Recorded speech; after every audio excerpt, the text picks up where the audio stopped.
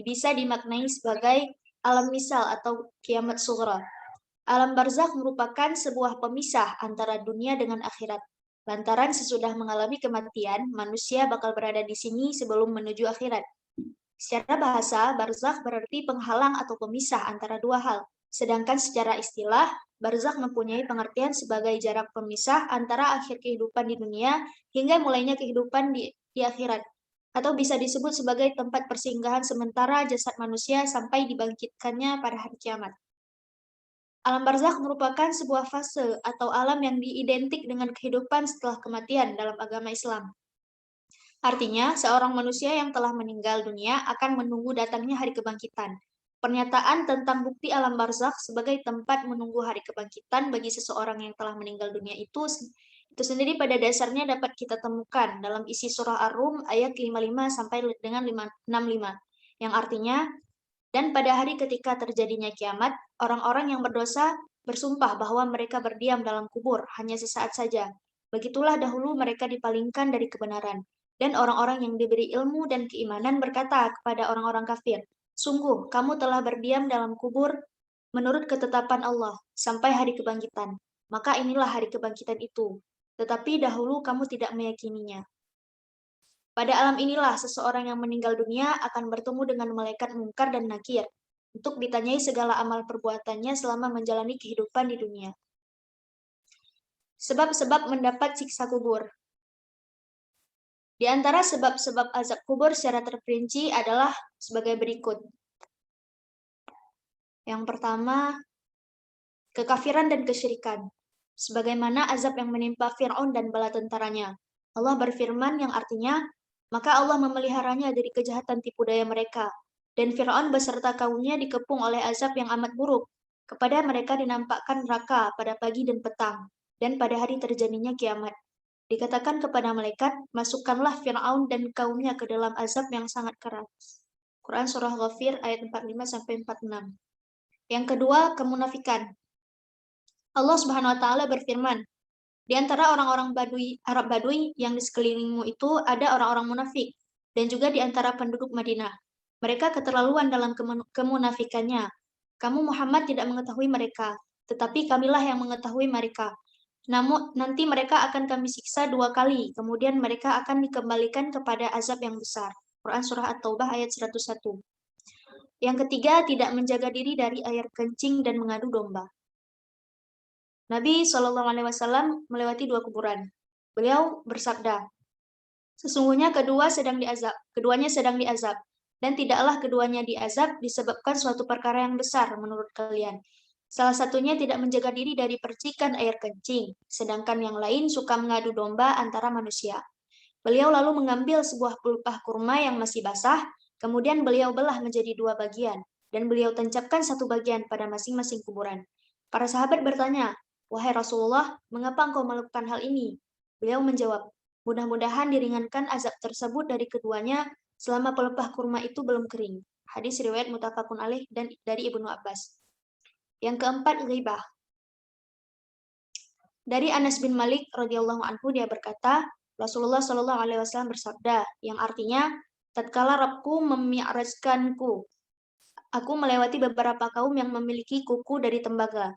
Dalam keadaan mereka mencabik-cabik wajah dan dada mereka dengan kukunya.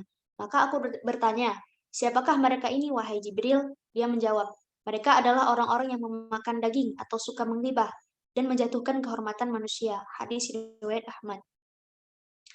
Yang kelima ada nihayah atau meratapi jenazah. Dari Ibnu Umar radhiyallahu anhu, Nabi Shallallahu alaihi wasallam bersabda, "Innal mayyita yu'adzibu bibukai ahlihi alaihi." Sesungguhnya mayit itu akan diazab karena ratapan keluarganya. Hadis riwayat muttafaqun alaih. Dalam riwayat lain dalam Sahih Muslim, al-mayyitu yu'adzibu fi qabrihi bima niha alaihi. Mayit itu akan diazab di kuburnya dengan sebab ratapan atasnya. Jumhur ulama berpendapat, hadis ini dibawa kepada pemahaman bahwa mayit yang ditimpa azab karena ratapan keluarganya adalah orang yang berwasiat supaya diratapi, atau dia tidak berwasiat untuk tidak diratapi, padahal dia tahu bahwa kebiasaan mereka adalah meratapi orang mati. Oleh karena itu, Abdullah ibnul Mubarak berkata, Apabila dia telah melarang mereka, keluarganya meratapi ketika dia hidup, lalu mereka melakukannya setelah kematiannya, maka dia tidak akan ditimpa azab sedikit pun. Azab di sini menurut mereka maknanya adalah hukuman. Selanjutnya bentuk-bentuk siksa kubur. Adapun beberapa bentuk siksa kubur yang dijelaskan oleh Allah dalam Al-Quran dan Rasulullah. Dan beberapa sabdanya yaitu yang pertama diperlihatkan neraka jahanam. Allah Subhanahu wa taala berfirman, kepada mereka dinampakkan neraka pada pagi dan petang. Dari Ibnu Umar radhiyallahu anhu bahwasanya Rasulullah Shallallahu alaihi wasallam bersabda, sesungguhnya apabila salah seorang di antara kalian mati, maka akan ditampakkan kepadanya tempat tinggalnya pada waktu pagi dan sore. Bila dia termasuk calon penghuni surga, maka ditampakkan kepadanya surga. Bila dia termasuk calon penghuni neraka, maka ditampakkan kepadanya neraka. Dikatakan kepadanya, ini tempat tinggalmu hingga Allah Subhanahu wa taala membangkitkanmu pada hari kiamat. Hadis riwayat muttafaqun alaih. Yang kedua dipukul dengan palu dari besi. Dalam hadis yang diriwayatkan oleh Anas bin Malik, Rasulullah Shallallahu alaihi wasallam bersabda, ketika orang-orang yang durhaka pada Allah tidak mampu menjawab pertanyaan malaikat, lalu ia dipukul dengan besi hingga ia menjerit dengan teriakan yang sangat keras, didengar oleh semua makhluk Allah kecuali jin dan manusia. Hadis riwayat Bukhari dan Muslim. Yang ketiga disempitkan kuburnya sampai tulang-tulang rusuknya saling bersilangan. Dalam hadis Al-Barra bin Azib radhiyallahu anhu yang panjang, Rasulullah Shallallahu alaihi wasallam menceritakan tentang orang kafir setelah mati. Gelarkanlah untuknya alas tidur dari api neraka dan bukakanlah untuknya sebuah pintu ke neraka. Maka panas dan uap panas neraka mengenainya, lalu disempitkan kuburnya sampai tulang-tulang rusuknya berhimpitan. Hadis riwayat Ahmad, An-Nasa'i, Ibnu Majah, dan Al-Hakim. Yang keempat, dirobek-robek mulutnya, dimasukkan ke dalam pembakaran, dipecah kepalanya di atas batu, dan ada pula yang disiksa di sungai darah. Bila mau keluar dari sungai itu, mulutnya dilempari batu. Yang kelima, ada azab kubur dengan dibelit ular berbisa. Rasulullah Shallallahu alaihi wasallam bersabda, dikirim kepada orang kafir 2 ekor ular, seekor ular dari arah kepalanya dan yang lainnya dari arah kakinya yang membelitnya dengan kuat. Ketika tuntas maka kembali membelitnya hingga hari kiamat. Hadis riwayat Ahmad dan hadis ini hasan. Yang selanjutnya, alam kubur sangat gelap dan seram. Rasulullah Shallallahu alaihi wasallam bersabda, sesungguhnya kuburan ini dipenuhi dengan kegelapan bagi penghuninya, dan Allah Subhanahu wa taala memberi cahaya pada kuburan itu dengan salatku atas mereka. Hadis riwayat Bukhari dan Muslim. Yang ketujuh, azab kubur dengan dihimpit bumi. Dari Ibnu Abbas radhiyallahu anhu dia berkata, pada suatu hari ketika Sa'ad bin Mu'az dikubur, maka Nabi Shallallahu alaihi wasallam duduk di hadapan kuburannya lalu bersabda, seandainya ada seseorang bisa selamat dari siksa kubur atau pertanyaan di alam kubur, maka Sa'ad bin Mu'az pasti selamat darinya. Namun dia dihimpit dengan sekali himpitan kemudian dilonggarkan darinya. Hadis riwayat At-Tabrani. Yang selanjutnya azab kubur dengan ditenggelamkan ke bumi. Rasulullah Shallallahu alaihi wasallam bersabda, ketika seseorang sedang berjalan mengenakan pakaian mewah sambil merasa bangga diri, sedang rambutnya tersisir dengan baik, tiba-tiba Allah Subhanahu wa taala tenggelamkan ke bumi dan dia dalam keadaan sekarat hingga hari kiamat. Hadis riwayat Bukhari. Materi selanjutnya akan dilanjutkan oleh Kak Rafi'ah.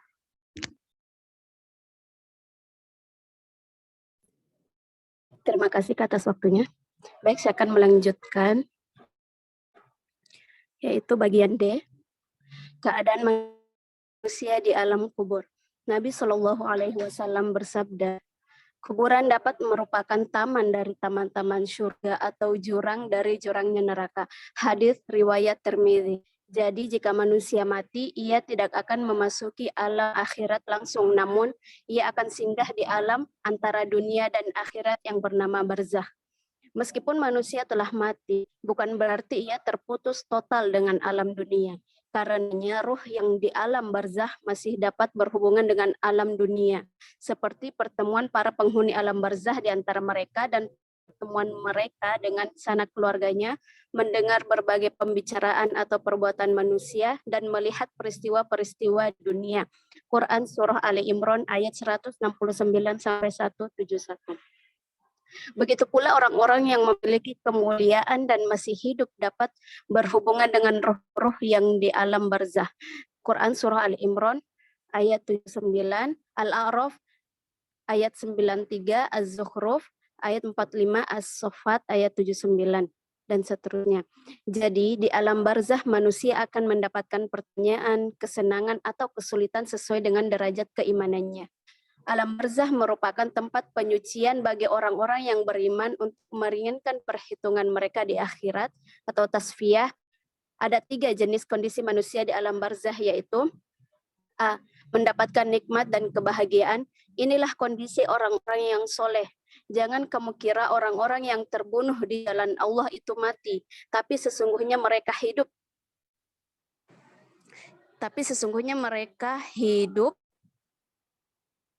Di sisi Tuhan mereka dan mendapat rezeki. Quran Surah Ali Imran ayat 169. B. Mendapatkan siksaan dan kesengsaraan. Inilah kondisi orang-orang kafir, durhaka, berdosa zalim, para tiran dan pendukung-pendukungnya. Kepada mereka ditayangkan neraka pagi dan petang, dan pada saat datangnya hari kiamat ia berkata, masukkan keluarga Fir'aun dalam siksa yang paling berat. Quran Surah Al-Mu'min ayat 46. C. Dibiarkan saja tanpa kenikmatan dan tanpa siksaan. Mereka seperti tertidur saja dan tersentak ketika hari kiamat tiba. Inilah kondisi orang-orang yang dosanya tidak sebesar kelompok kedua. Dan pada saat datangnya hari kiamat, orang-orang berdosa bersumpah bahwa mereka tidak tinggal dalam kubur kecuali sebentar. Dan orang-orang yang diberi ilmu dan ini yang berkata kepada para pendosa, kamu telah tinggal di dalam kubur atas ketetapan Allah hingga hari kebangkitan. Dan ini adalah hari kebangkitan, tapi kamu tidak tahu. Quran Surah Ar-Rum ayat 55-56. Nikmat kubur dan azab kubur. Dalil-dalil yang mutawatir dari Nabi Muhammad SAW dan dari para sahabat telah menunjukkan kebenaran nikmat dan azab kubur secara pasti, dan kita wajib mengimaninya karena merupakan tuntutan keimanan kita kepada hari kiamat yang merupakan rukun iman ke-6. Di antara dalil Al-Quran tentang adanya azab atau siksa kubur adalah firman Allah Subhanahu wa taala, "Sanu'adzibuhum marrataini tsumma yuraduna ila 'adzabin 'adzim." Nanti mereka akan kami siksa 2 kali, lalu mereka akan dikembalikan kepada azab yang besar. Quran Surah At-Taubah ayat 101. Kemudian firman Allah, وَلَنُذِيقَنَّهُمْ مِنَ الْعَذَابِ الْأَدْنَى دُونَ الْعَذَابِ الْأَكْبَرِ لَعَلَّهُمْ يَرْجِعُونَ. Dan pasti akan kami timpakan kepada mereka sebagian siksa yang dekat atau di dunia sebelum azab yang lebih besar, yaitu di akhirat. Quran Surah As-Sajdah ayat 21. Yang pertama adalah nikmat kubur. Nikmat kubur dikhususkan bagi kaum mukminin yang jujur dalam keimanannya. Dari Al-Bara' bin Azib radhiyallahu anhu bahwa Nabi Shallallahu alaihi wasallam bersabda tentang mayit yang telah menjawab pertanyaan Mungkar dan Nakir, yang artinya kemudian ada suara dari langit yang menyeru, benarlah apa yang dikatakan oleh hambaku. Hamparkanlah permadani untuknya di surga, bukakan baginya pintu-pintu surga dan berikan kepadanya pakaian surga. Beliau melanjutkan, kemudian didatangkan kepadanya wewangian surga, lalu kuburnya diluaskan sejauh mata memandang. Hadis riwayat At-Tirmidzi. B. Azab kubur. Azab kubur diperuntukkan bagi orang-orang yang zalim dari kalangan orang-orang munafik dan orang-orang kafir, serta orang-orang fasik yang tidak menjawab pertanyaan Mungkar dan Nakir. Allah Subhanahu wa taala berfirman tentang Fir'aun dan para pengikutnya, kepada mereka dinampakkan neraka pada pagi dan petang dan pada hari terjadinya kiamat. Dikatakan kepada malaikat, masukkanlah Fir'aun dan kaumnya ke dalam azab yang sangat keras. Quran Surah Ghafir ayat 46. Yang selanjutnya adalah syafaat di alam kubur. Yang pertama, adapun orang yang mendapatkan syafaat dalam kubur, yang pertama adalah menjaga sholat 5 waktu. Sholat adalah ibadah yang pertama kali dihisab di akhirat kelak. Sholat juga bisa menjadi bekal untuk menerangi alam kubur seorang muslim yang taat. Di riwayat lain, Rasulullah Shallallahu alaihi wasallam menegaskan bahwa sholat bisa menjadi cahaya penerang bagi seorang muslim, yaitu sabdanya, "Washolatu nurun wa shadaqatu burhanun wa sabru diyaun wal Qur'anu hujjatul laka aw alaik. Yang artinya salat adalah cahaya, sedekah merupakan bukti nyata, sabar itu sinar, dan Al-Qur'an adalah pembelamu atau penuntutmu. Hadis riwayat Muslim. Yang kedua, banyak membaca Al-Qur'an. Al-Qur'an adalah kitab suci yang sangat mulia. Dengan membacanya kita akan mendapatkan banyak keutamaan. Salah satunya ialah syafaat di akhirat kelak. Al-Qur'an menjadi teman sekaligus penerang di alam kubur. Ia akan memberikan syafaatnya kepada orang-orang yang senantiasa membaca dan mengamalkan isinya. Rasulullah Shallallahu Alaihi Wasallam bersabda yang artinya, bacalah Al-Quran karena sesungguhnya di hari kiamat nanti ia akan menjadi syafaat kepada orang-orang yang mengikutinya. Hadis riwayat Muslim. Selanjutnya, beriman kepada Allah Subhanahu Wa Taala. Iman adalah salah satu aspek paling fundamental dalam beragama. Seorang Muslim hendaknya beriman kepada Allah Subhanahu Wa Taala dengan menjalankan semua perintahnya dan menjauhi larangannya. Ada beberapa riwayat yang mengatakan bahwa dengan beriman seorang muslim akan dilapangkan kuburannya seluas pandangan mata, sehingga perkara ini bisa menjadi penyelam pertama di alam kubur kelak. Yang keempat adalah membaca surat Al-Mulk setiap malam. Dalam riwayat An-Nasa'i disebutkan bahwa seorang muslim yang membaca Tabarakalladzi biyadihil mulk atau surah Al-Mulk setiap malam akan terhalangi dari azab kubur. Atas dasar riwayat ini, banyak ulama yang menganjurkan umat muslim untuk membaca dan menghafalkan surah Al-Mulk. Surah Al-Mulk bisa dibaca saat malam sebelum tidur. Yang kelima, memanjatkan doa kepada Allah. Amalan terakhir yang bisa dilakukan adalah memanjatkan doa kepada Allah. Doa ini bisa dipanjatkan agar kelak Allah menerangkan kubur dan menjauhkan kita dari siksaannya. Doa ini dianjurkan dibaca setiap sholat sebelum salam. Adapun bacaan doanya sebagai berikut, yang berarti, ya Allah, sesungguhnya aku berlindung kepadamu dari siksa kubur dan siksa api neraka dan fitnah mereka yang hidup dan fitnah mereka yang mati, serta fitnah Masih dan Dajjal. Baik, saya serahkan kepada kakak moderator. Baik, akan saya lanjutkan.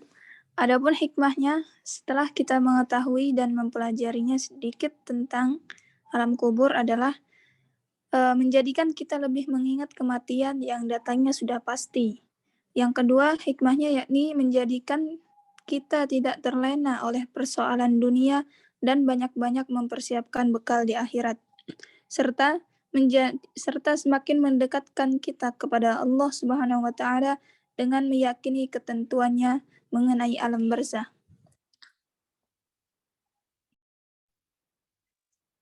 Baik, untuk sesi selanjutnya, yakni sesi tanya jawab. Kami membuka 3 pertanyaan terlebih dahulu. Silahkan kakak-kakak yang jika ada yang ditanyakan. Assalamualaikum, Kak. Ya, waalaikumsalam, Kak Farida. Izin bertanya. Jadi orang yang mati suri itu tuh udah sempat melihat siksa kubur atau merasakannya gitu, apa enggak, Kak? Soalnya kan ada beberapa cerita ya, kayak mereka tuh yang mati suri itu udah sempat melihat siksa neraka, bahkan juga udah ada yang sempat merasakan gitu. Itu benar enggak, Kak? Ya, terima kasih, Kak Farida. Ya, sama-sama. Baik, untuk pertanyaan selanjutnya, silahkan.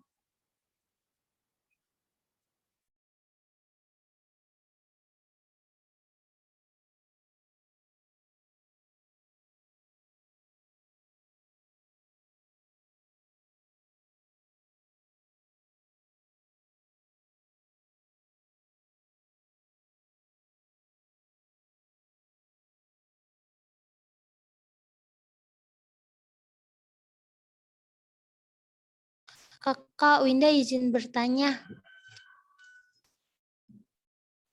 Halo, ada nggak suara Winda? Iya, Winda, silahkan. Oke. Kak Winda mau nanya, jadi kan kita kalau sakaratul maut, kita tuh nanti kalau seandainya kita itu baik, nanti tuh bakalan dikasih tunjuk tuh sama Allah tuh, apa namanya, kita ini surga gini-gini. Tapi kalau kita apa namanya, kalau kita jahat, kita itu buruk, kita banyak ngelakuin maksiat, nanti tuh bakalan dikasih kayak gambaran neraka gitu. Jadi udahlah kita siksa sakaratulnya itu sakit banget, kita ditambahin kena mental gitu. Wah, udah tahu nih kita bakalan masuk neraka gitu. Nah, yang jadi pertanyaannya Winda, berarti kalau orang yang mati suri teh kan udah sakaratul maut ya, Kak. Berarti dia udah tahu dong dia bakalan di neraka sama surga gitu dong, Kak. Atau gimana? Winda masih bingung, Kak. Cekran. Jadi pertanyaannya agak mirip-mirip itu ya, pertanyaan Kak Faridah tadi. Apa bagaimana Kak Winda? Iya, mirip-mirip kayaknya. Yang mati suri ya? Nyangkut-nyangkut ke Kak Faridah. Iya, nyangkut-nyangkut. Terus pertanyaan selanjutnya, satu lagi.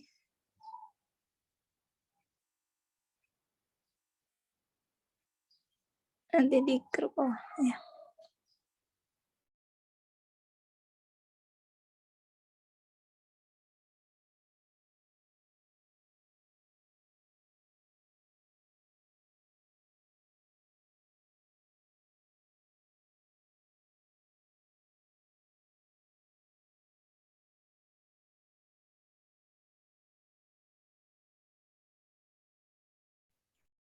Kak, saya Yulianti izin bertanya. Iya, Kak Yuli. Silakan. Itu terkait waktunya, Kak, waktu ya. Siksa kubur itu terjadinya berarti sebelum setelah kita meninggal kan ya. Setelah kita meninggal gitu. Itu sampai hari kiamat gitu, Kak. Kalau yang misalkan kita yang banyak dosanya gitu, yang bisa merasakan siksa kubur itu sampai hari kiamat atau gimana, Kak? Mohon penjelasannya. Oke, baik. Terima kasih, Kak Yuli. Baik, untuk kakak Aku mau pemakalah. nanya. Oh, masih ada yang mau nanya. Oke, silakan. Ya, izin ya, aku mau nanya. Ya, kami dah. Bentar deh. Jadi lupa, bentar. Lanjut dulu deh, lanjut dulu. Lanjut. Jawab dulu ya. Oke. Baik, kakak pemakalah. Ada yang mau menjawab pertanyaan tadi? Atau teman-teman juga bisa menjawab dan menyanggah. Diulang lagi ya, pertanyaan dari Kak Faridah itu, orang yang mati suri itu sudah sempat melihat siksa kubur, sempat melihat neraka, surga, atau dan sebagainya. Hal itu benar atau enggak gitu. Terus yang pertanyaan Kak Winda, jika sakaratul maut seandainya kita seandainya kita seandainya kita baik akan meninggalnya, apakah akan ditunjukkan gambaran surga? Dan begitu pula sebaiknya. Itu benar atau tidak? Terus dari pertanyaan Kak Yulianti terkait waktu, kapan terjadinya siksa kubur dan sampai kapan siksa kubur itu berlangsung? Apakah sampai hari kiamat? Gitu. Untuk kakak-kakak pemakalah, silahkan menjawab pertanyaan. Atau teman-teman yang lain juga bisa. Ya, aku mau nanya dulu nih, mumpung aku ingat lagi. Jadi, gambaran azab kubur dari semua agama itu sama enggak sih gitu? Karena setiap agama pasti kan punya definisi surga dan neraka gitu. Dan di dalamnya sebagai perantaranya pasti kan ada gambaran alam kubur juga dong. Nah, terus dalam gambaran mereka itu sama atau tidak gitu. Karena kita mungkin ada kalanya itu nanti siapa tahu gitu ya, kita dakwah di ruang umum yang mana ada Islam dan non-Islam gitu. Terus kita kan pasti untuk referensinya kan harus kuat gitu terkait seperti apa sih hukumannya dan lain sebagainya di azab kubur gitu. Nah, itu kan harus satu bayangan tuh. Nah, kira-kira gimana Kak pemakalah? Baik, Kak Hamidah, terima kasih. Pertanyaan Kak Hamidah, apakah gambaran azab kubur semua agama itu sama atau tidak? Begitu ya, Betul. Kak? Iya, Kak. Silahkan kakak pemakalah atau teman-teman yang lain juga bisa menjawab.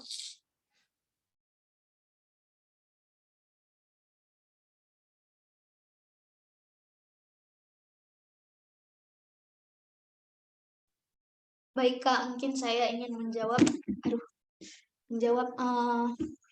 pertanyaan yang Kak Farida sama Kak Winda mungkin ya. Jadi ada penjelasan Buya Yahya tentang mati suri, orang yang mati suri. Eh, jadi kalau mati suri itu katanya belum mati, hanya berhenti detak jantungnya saja.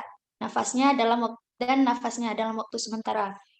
Makanya dia belum mati. Jadi kalau misalnya dia cerita tentang pengalaman di alam barzakh itu, kita nggak usah pusing-pusing gitu kalau ini benar apa enggak. Karena sebelumnya juga tentang alam barzakh itu udah diceritain dalam Al-Quran. Tuh. Gimana Kak? Kak Farida? Berarti jawabannya nggak benar ya, Kak Sahula? Maksudnya? Tadi katanya tuh, kalau mati suri itu kan hanya berhenti detak jantungnya aja. Kan di sini Oh iya, pertanyaan Kak. Kak Farida sama Kak Winda itu benar atau tidaknya. Maksudnya bener mati suri itu maksudnya gimana? Udah beneran mati atau belum gitu? Enggak, bukan. Orang mati Jadi suri itu dapat diperlihatkan siksa kubur, neraka atau sebagai macamnya itu atau tidak gitu. Benar atau enggak gitu, Kak? Bener, Kak. Karena udah ada juga yang banyak tuh di TV-TV yang ditayangin orang yang pernah mati suri gitu kan. Terus dia ceritain perjalanan dia selama dia mati suri gitu. Dan yang semua yang ada dalam Al-Quran itu benar katanya. Ya. Bagaimana Kak Farida dan Kak Tadi Winda? kata kakak mati suri itu cuma jantungnya aja berhenti. Berarti kan nggak sakaratul maut, berarti nggak mati dong, berarti nggak Itu ditunjukin begituan. Gimana itu Winda kan gimana? dalam keadaan gini ya teman-teman. Bedakan antara keadaan si jasad dengan apa ya? Dengan posisi yang mana jasad itu diperlihatkan terhadap suatu hal. Yang pertama, jasadnya itu dikatakan bahwasanya tidak mati. Kemudian jasad ini itu diperlihatkan oleh Allah Subhanahu wa taala dengan hal-hal yang memang oh ini loh bentuk siksa kubur atau mungkin oh ini loh saya yang udah saya lakuin selama ini. Nah, ini mungkin hal itu diperlihatkan untuk sebagai hikmah entah bagi orang itu ataupun bagi orang lain. Maka dari itu tadi ada yang mengatakan bahwasanya seseorang yang setelah mati suri itu membenarkan adanya Al-Qur'an. Nah, ini kan pasti kan adalah skenario yang dibuat oleh Tuhan gitu, oleh Allah Subhanahu wa taala bahwasanya kejadian ini antara lain yang dapat diambil adalah hikmahnya. Jadi bedakan antara si orang itu memang belum mati gitu, tetapi diperlihatkan oleh Allah. Kayak gitu. Ya, baik. Terima kasih Kak Hamidah sanggahannya. Bagaimana Kak Winda dan Kak Farida? Atau teman-teman yang lain ingin menyanggah, silahkan. Iya Kak, paham. Alhamdulillah. Makasih Kak Hamidah, Kak Saula. Ya Kak, makasih Kak. Baik, untuk pertanyaan selanjutnya, ada 2 yang belum terjawab. Bagi kakak pemakalah atau teman-teman bisa untuk menjawab. Winda izin sedikit menjawab pertanyaan Kak Hamida, boleh Kak? Ya, boleh Kak Winda. Ya, jadi terus kalau di agama lain teh gimana gitu, ada kayak alam kubur gitu atau gimana? Winda ambil contohnya tuh Buddha ya Kak, Buddha sama Hindu. Buddha sama Hindu itu mereka menganut reinkarnasi. Jadi menurut mereka kalau udah mati, ya mereka tuh bakalan dihidupin lagi gitu. Mereka bakalan terlahir kembali, tapi bukan wujud fisik, melainkan jiwa atau ruh dari orang tersebut gitu. Kemudian mengambil wujud tertentu sesuai sama hasil perbuatannya. Jadi dia kalau perbuatannya, ini kayak di film-film drakor gitu, kalau nggak salah juga ada tuh. Jadi kayak apa ya, kalau dia itu orangnya baik gitu, nanti dia tuh bakalan ada di wujud yang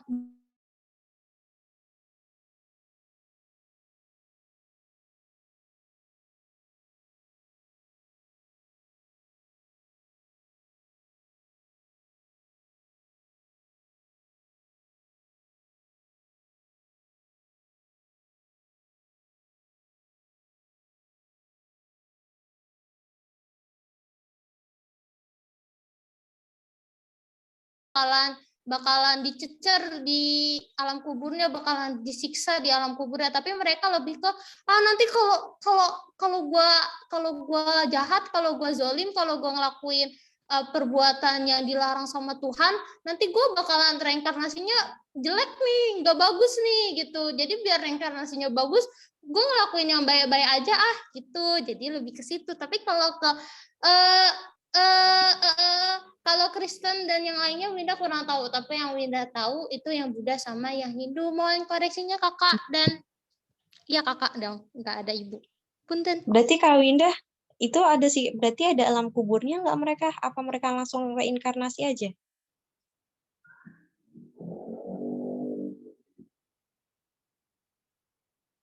Kalau apa namanya, Hamidah dulu juga pernah belajar ya, mungkin teman-teman juga pernah. Jadi di kitab pun itu juga diajarkan bahwasanya kita ini nanti wujudnya seperti apa nggak tahu ya, di padang mahsyar atau di mana gitu, Hamidah lupa. Iya, padang mahsyar, Bunda. Ya, iya betul. Nanti kita itu akan diwujudkan dengan sesuatu perbuatan yang memang pernah kita lakukan di dunia gitu. Semisal kita nih sering berbohong gitu. Nah, lidahnya itu tuh panjang sampai ke bawah gitu-gitu. Terus ada lagi yang badannya tuh gimana-gimana. Ada yang hitam kayak babi dan lain sebagainya. Naudzubillah ya. Mungkin kalau dari hal itu sama ya. Berarti, tapi kalau dari alam kuburnya mereka ada nggak Kak Winda berarti?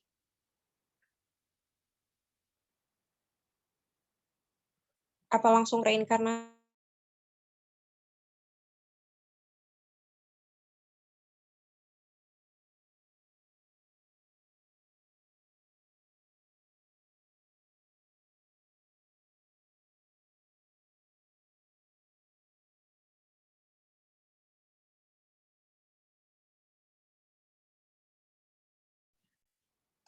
Baik, terima kasih Kak Winda dan Kak Hamidah.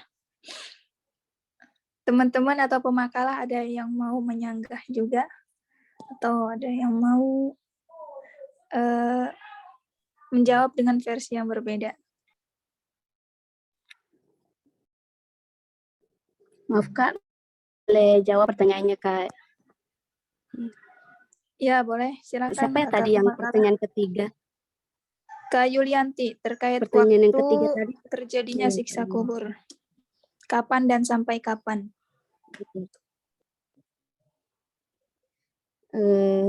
Siksa kubur itu akan diberikan ketika udah dikubur pastinya.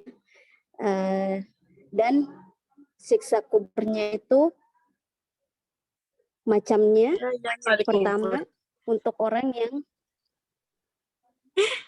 orang yang beriman dengan nikmat kubur. Sedangkan orang yang tidak beriman atau orang yang kafir, orang yang fasik, yang berdosa, zolim kepada Allah, pastinya siksaan yang dia akan dapat. Sedangkan sampai kapannya siksa kubur ini dikatakan dalam hadis, ini tempat tinggalmu hingga Allah Subhanahu wa taala membangkitkanmu pada hari kiamat. Hadis riwayat muttafaqun alaih. Jadi dari hadis ini kita bisa memahami bahwa siksa kubur akan dia rasakan sampai Allah membangkitkan ruhnya pada hari kiamat kelak. Gimana Kak? Atau ada tambahan atau sanggahan dari kakak yang lain? Silahkan. Baik, Kak Hamidah Rafia. mau menambahin sedikit? Silahkan Kak Hamidah. Takut? Baik. Ya, boleh. Ya, ini ada pembahasan itu dari Ibnu Qayyim. Mungkin teman-teman bisa, kalau searching juga ada nih. Ibnu Qayyim itu dalam kitab Ar-Ruh menjelaskan bahwasanya siksa kubur itu ada dua macam. Yang pertama ada yang terus-menerus, ini sesuai dengan yang dipertanyakan tadi ya, Kak Yuli. Sebenarnya siksa kubur itu terus-terusan nggak sih gitu selama di alam kubur? Nah, Ibnu Qayyim menjelaskan bahwasanya pertama itu ada yang terus-menerus. Dalilnya adalah Bismillahirrahmanirrahim. An-naru yu'raduna 'alaiha ghuduwan wa 'ashiyan. Pada mereka diperlihatkan neraka pada pagi dan petang. Ini artinya pada pagi dan petang berarti terus-menerus ya. Begitupun keterangannya sejumlah hadis yang menjelaskan bahwa azab kubur itu akan terus-menerus hingga hari kiamat gitu. Jadi ada beberapa hadis juga yang menjelaskan bahwasanya siksa kubur itu terus-menerus. Ini yang pertama.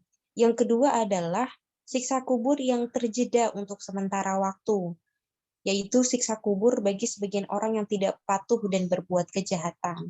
Nah, dari level maksiatnya, antara yang pertama dengan yang kedua ini berbeda. Jadi yang kedua ini dosanya lebih ringan. Di antaranya adalah orang yang tidak patuh dan berbuat kejahatan. Gitu. Maka dia itu akan dihisap sesuai dengan kejahatannya. Mungkin kalau yang untuk yang pertama itu yang musyrik, yang kafir gitu-gitu kali ya teman-teman ya. Karena kan seperti kita ketahui bahwasanya beberapa hal itu adalah termasuk dosa yang benar-benar besar banget dan Allah sudah menjanjikan neraka untuk mereka. Begitu. Nah, sesuai dengan kejahatannya, maka diringankan sebagaimana dia akan disiksa, lalu berhenti sementara dan lanjut lagi kelak di akhirat. Nah, ini sama dengan penjelasan tadi ke Rofiah gitu. Tapi hal ini hanya untuk orang yang dalam kategori siksaannya itu termasuk siksaan ringan gitu. Nah, Ibnu Qayyim menjelaskan kembali bahwa siksaan kubur itu dapat terputus-putus atau berhenti. Dengan apa? Dengan doa yang dikirimkan kepada ahli kubur, atau dengan sedekah, atau dengan istighfar yang yang diwasilahkan untuk ahli kubur gitu, atau juga dengan pahala berhaji. Jadi Hamidah ulang kembali, Ibnu Qayyim menjelaskan bahwa siksaan kubur itu dapat terputus apabila dengan yang pertama doa dari anak yang soleh atau ahli kubur, yang kedua dengan sedekah, tiga dengan istighfar dari anak-anaknya pula, atau orang yang berwasilah kepadanya, dan yang keempat adalah pahala berhaji. Gitu. Kemudian yang terakhir penjelasannya, bagaimana dengan siksaan di dalam alam kubur, bahwasanya siksaan di dalam kubur itu menimpa ruh dan jasad. Ya, jadi yang sesuai kemarin kita bahas gitu, bahwasanya siksaan itu dirasakan dalam ruh dan jasad. Nah, ini merupakan pendapat dari Ahlus Sunnah wal Jamaah. Ini menurut Ahlus Sunnah wal Jamaah ya, meskipun ada ragam ikhtilaf di dalamnya. Seperti itu.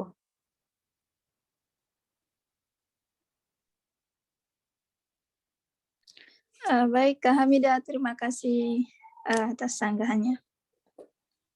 Assalamualaikum, Kak. Ya, waalaikumsalam. Kak izin bertanya. Kalau misalkan ada orang yang matinya tenggelam gitu kan, Kak. Terus itu kan dianya nggak ditemuin gitu jasadnya. Otomatis dianya kan nggak nggak dikubur gitu. Itu kira-kira dia kena siksa kubur nggak, Kak? Itu aja, Kak. Terima kasih. Baik, terima kasih, Kak. Siapa ini? Nur Fahmi. Iya, Kak.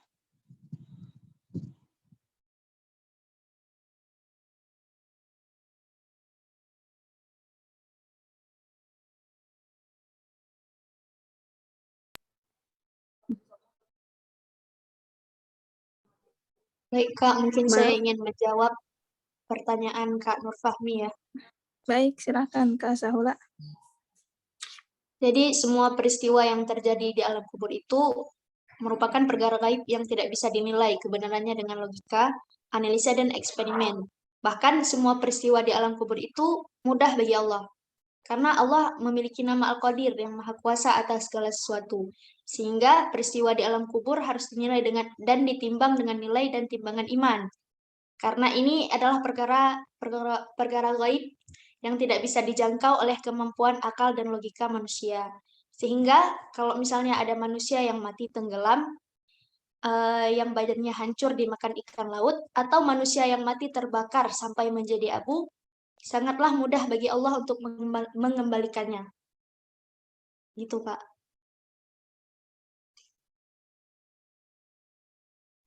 Iya, Kak Baik, Saula, gimana Kak Nur Fahmi? Jawaban Kak Saula. berarti dia tuh tetap ngerasain gitu ya, Kak? Ngerasain siksa kuburnya tuh gimana, Kak?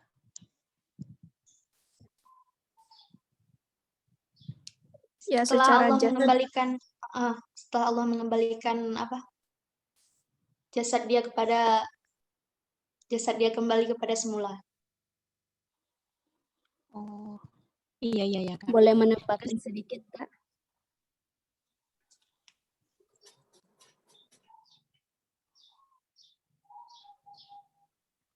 Ya, Kak Rafia, Kak silahkan. Saula boleh saya tambahin? Iya, Kak, silakan. Jadi untuk jasad yang hilang atau yang tenggelam di laut atau dan semacamnya, itu dia tetap berlaku azab atau nikmat di alam barzah, yaitu ruhnya, bukan jasad, jadi ruh. Sedangkan yang di alam kubur, walaupun jasadnya utuh, pemakamannya sempurna, jasadnya terkubur oleh tanah, jadi bukan jasadnya yang disiksa atau jasad yang merasakan nikmatnya kubur, tetapi ada alam yang mana semua ruh akan berkumpul di situ, baik jasadnya ada di laut, baik jasadnya terbakar. Jadi yang akan disiksa adalah ruh di alam barzah atau alam kubur. Gimana Kak, boleh ada sanggahannya?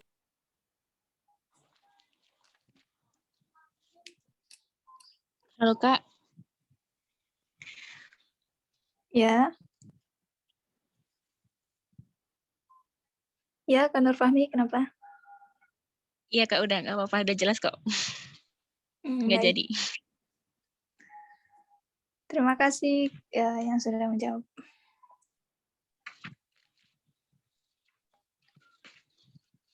Ini pertanyaan sudah terjawab semua ya, Kak. Terus gimana ini? Mau ditutup apa? Mau ditutup Udahi, aja? pulang. Tutup aja ya. Apa gimana, mau Kak, diterusin? aku mau bertanya dong satu lagi. Oh iya dong, silahkan. Itu yang dibangkitkan dari kubur, yang pas hari kiamat, itu ini doang kan ya, Kak? Orang-orang yang tidak patuh terhadap perintah Allah doang gitu? Sama orang kafir gitu? Atau orang yang ini juga, orang yang beriman dan patuh terhadap perintah Allah gitu, Kak?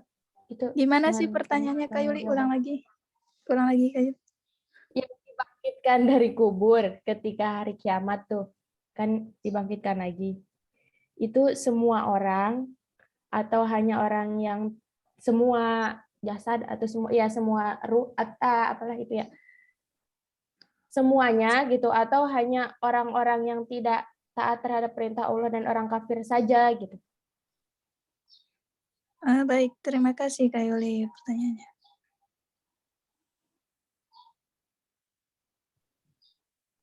Kak izin Afwan, menanggapi Kak, ya, boleh. Kak. Silahkan, siapa ini? Ya, Ayo, silakan, Sulis Kak. dulu. Kak Rofiah aja nih. Mangga Kak, silakan Kak Fahmi. Sweet, Apa- adil. Karena sudah kalah, Kakak aja duluan.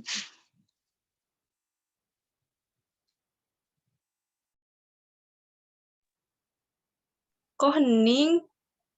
Baik, Tawadu Kak banget Rafia ya? dulu. Kak Rafia dulu, silahkan Kak Rafia.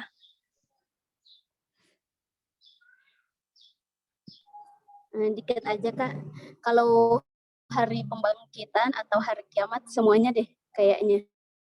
Dari zaman Nabi Adam sampai zaman akhir zaman kiamat. Gimana Kak? Kak Fahmi boleh menambahin atau menyempurnakan? Silakan Kak Fahmi. Iya, Kak. Izin menambahkan ya, Kak. Kalau kan banyak ya Kak di Allah itu berfirman di Quran ya. Di situ tuh intinya bakalan ada yang namanya hari pembangkitan gitu kan. Nah, Al-Quran ini tadi tuh kan untuk seluruh apa ya Kak, seluruh manusia lah semuanya gitu kan. Jadi ibaratnya itu kayak peringatan, terus kayak semuanya yang ada di dalam Al-Quran berarti kayak apa? Ya itu peringatan tentang kebangkitan di hari akhir nanti. Itu berarti berlaku ke semuanya gitu Kak. Jadi intinya semuanya itu dibangkitkan gitu Kak. Gimana Kak? Jelas nggak Kak? Baik, Kak Nur Fahmi, terima kasih sanggahannya. Baik, untuk kakak-kakak, barangkali ada yang mau menambahkan juga, silahkan. Menurut aku Yuli pertanyaannya lucu banget sih sebenarnya. Maksud aku Soalnya tuh dibangkitkannya itu ntar kita bisa menyaksikan kiamat kubronya itu enggak gitu Kak, yang lebih spesifik ke situnya gitu.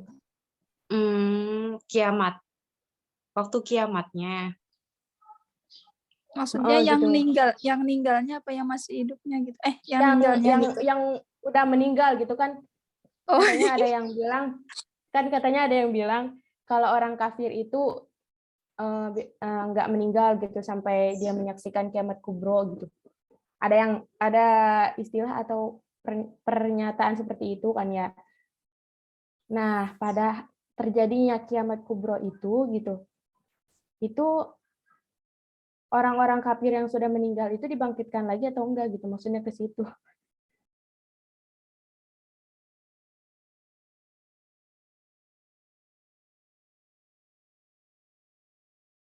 Barangkali ada yang bisa jawab gitu. Jadi pertanyaan itu lebih ke orang kafirnya setelah kiamat itu dia dibangkitin lagi atau pas hari kiamatnya atau gimana Kak? Aku masih Iya Kak, agak yang bingung. pas terjadinya kiamat kubro itu Oh, yang iya, menyaksikan. iya. Ya. Kalau aku tuh sepaman aku pas Ustadz aku di pondok tuh bilang pokoknya yang menyaksikan hari kiamat tuh orang-orang sekafir-kafirnya orang kafir. Jadi yang benar-benar kafir gitu loh Kak. Jadi kayak makanya kayak kita tuh berdoa semoga kita tuh nggak menyaksikan hari kiamat gitu meninggalnya, karena yang menyaksikan hari-hari kiamat tuh orang-orang kafir gitu. Nah setelah habis hari kiamat barulah ada yang namanya dibangkitkanlah para manusia yang dari semua alam kubur di padang mahsyar kan di situ kan kita di situ diituin kan di padang mahsyar juga kan yang katanya yang terik matahari itu deket banget sama kita kalau kita amal ibadah kita sedikit gitu kan yang cuman beda sejengkal aja. Nah jadi emang ada prosesnya kan, emang manusia itu kan tahap kehidupannya ada 4, dari alam rahim, terus di dunia, alam kubur, baru alam barzah. Alam barzah tepatnya di padang mahsyar gitu. Jadi setahu aku gitu Kak, pas Ustadz aku ngejelasin pas di pondok, mungkin kakak-kakak sekalian ada yang lebih tahu dan lebih paham lagi gitu. Karena aku juga nggak punya dalilnya ya, bukan yang nggak punya, aku nggak hafal dalilnya, jadi aku jadi kurang takutnya kakak nggak yakin juga gitu. Aku juga dapat dari ustadz aku doang sih diceritainnya kayak gitu. Terima kasih.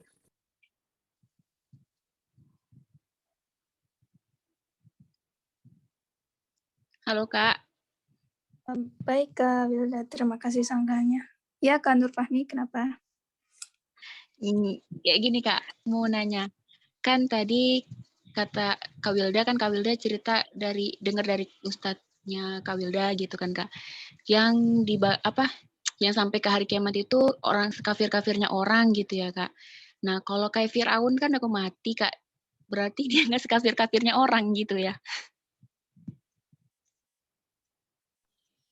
Jadi Gimana, ini Kak? Jelas? pertanyaannya buat pemakalah apa buat Kak Wilda ini? Semuanya siapa yang mau jawab? curang banget pemakalannya. Soalnya kan jadi tadi Kak Nur Fahmi bilangnya Kak Wilda. jadi itu kan ya. aku kurang jelas tahu ya, Allahu alam kalau misalkan Firaun dibangkitin lagi atau enggak. Soalnya kan Allah juga berfirman kan, maksudnya yang dibangkitin lagi itu cuma Nabi Isa. Nabi Isa kan yang bakal diturunin pas hari kiamat. Terus kalau masalah Firaun, Allahu alam, soalnya kan Firaun juga dia mayatnya itu sama Allah tuh diawetin, biar apa? Biar kayak manusia tuh pada nyadar ini nih makhluk paling murka gitu sama Allah. Makanya kan itu juga ada kisahnya. Dia pas aku pelajaran sejarah Islam yang ketika Firaun itu jatuh, ketika itu pas berapa puluh tahun kemudian ada ilmuwan Prancis kalau nggak salah lagi di Laut Merah tuh lagi ngapain gitu, lagi nelayan atau apa, terus kayak dia tuh nemu kuda ituannya Firaun, bukan kuda sih, pokoknya yang emas-emas kayak gitu, ada Firaunnya juga. Nah dari situ diteliti ini tuh siapa gitu, ternyata kan dibawa ke piramid mayatnya, terus diawetin, ternyata bukan diawetin, emang ternyata itu tuh mayatnya emang nggak itu loh, nggak dimakan rayap karena kadar garamnya terlalu tinggi. Yang waktu tuh pernah dijelasin sama siapa ya, pokoknya salah satu dosen, aku lupa, yang kadar garamnya begitu tinggi. Jadi mungkin Firaun tuh udah tersiksanya banget di kehidupannya, terus maksudnya mayatnya aja sampai diawetin gitu. Tapi masalah untuk dibangkitin lagi di hari kiamat, Allahu alam, soalnya aku juga belum pernah denger sih. Soalnya waktu itu saat aku cuma ngomong kayak terkait yang paling kafir tuh yang ngerasain hari kiamat gitu. Tapi kalau masalah Firaun, Allahu alam, aku nggak tahu gitu. Jadi kayak gitu Kak kami. Mungkin ada kakak-kakak yang lebih tahu gitu. Ya Kak Wilda, makasih Kak. Ya itu tadi dari bantu jawab sama Kak Yunita, mungkin kafir-kafirnya pada zamannya gitu ya Kak.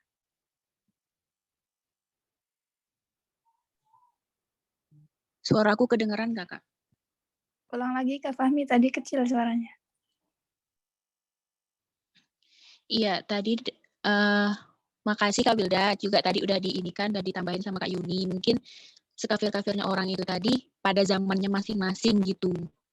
Tadi dibantu Kak Yuni di chat. Masih kecil ya suaranya Kak? Enggak kok Kak, kedengeran. Tapi ada yang mengatakan juga loh kalau kisahnya Nabi Musa dan Firaun itu sebagai penghibur bagi Nabi Muhammad. Nah, ini ayatnya itu dari Al-Quran surah apa nih yang menjelaskan.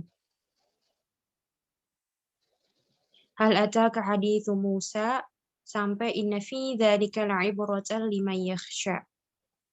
Itu surat apa tuh? 30 udah kalau nggak salah. Oh, surah An-Nazi'at. Iya. Surah An-Nazi'at. Iya. Nggak tahu ya apa namanya, sebagai penghiburnya tuh dalam rangka apa, nggak ngerti. Intinya mungkin konteks pokoknya ini tuh katanya kisah Nabi Musa dan Firaun itu sebagai penghibur Nabi Muhammad gitu. Cuma kalau dilihat dari ayat ini sih, jadi Nabi Musa itu kan lagi menghadapi Firaun ya. Firaun itu yang pendusta dan lain sebagainya gitu-gitu. Terus mungkin pelajaran yang bisa diambil bagaimana Nabi Muhammad bagaimana Nabi Musa menghadapi umatnya gitu kali ya. Kayak gitu. Jadi Nabi Muhammad gak usah bersedih hati. Kayak gitu. Mungkin kayak gitu. Atau ada referensi lain boleh. Intinya gitu sih. Pokoknya tadi yang udah disampaikan juga ya sama Kak Wilda, bahwasanya ada hikmah masing-masing mungkin di setiap zaman gitu yang bisa kita ambil atau petik pelajarannya seperti itu. Dan mungkin pembahasan tentang kiamat ini mungkin kita nggak tahu banyak ya relevannya apa atau hubungannya apa sama kematiannya dari si Firaun ini. Cuma mungkin dalam dua sisi itu sama-sama bisa kita ambil hikmahnya gitu loh, bahwasanya Firaun ini hikmahnya adalah oh kita nggak boleh sombong misal, terus kita harus tetap meyakini Allah Subhanahu Wa Taala gitu. Nah kemudian hari kiamat ini punya hikmah tersendiri seperti itu.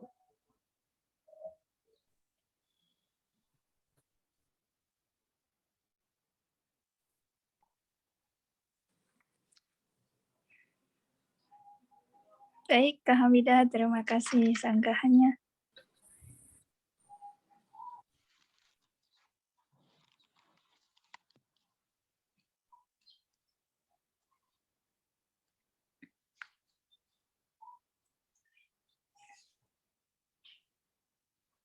Untuk kakak-kakak, untuk teman-teman, masih ada yang mau bertanya atau enggak?